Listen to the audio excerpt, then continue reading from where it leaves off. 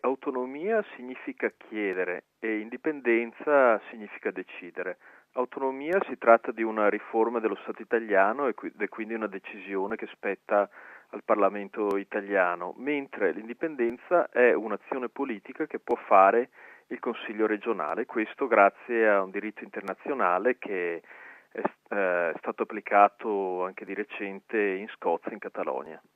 Il referendum consultivo a livello regionale è decisamente possibile.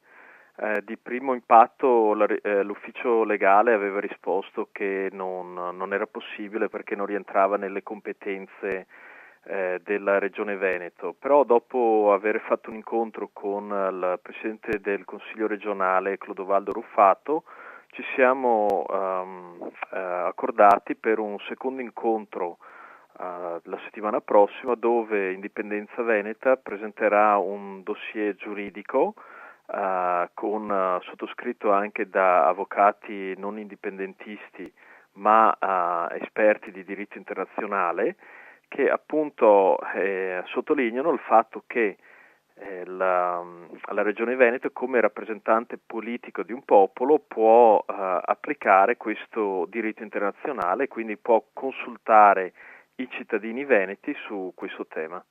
Beh, sicuramente parlare di autonomia è prendere in giro i veneti, perché non è una decisione che spetta ai veneti. L'autonomia, come il federalismo, le macroregioni, sono decisioni che spettano al Parlamento italiano ed è matematicamente impossibile che 2/3 del Parlamento italiano concedono un'autonomia fiscale al Veneto. Quindi per questo parlare di autonomia sì, in teoria potrebbe essere qualcosa di apprezzabile, però in pratica è impossibile da ottenere, quindi è perdere tempo a cercare di convincere l'elettorato veneto che è una strada da percorrere.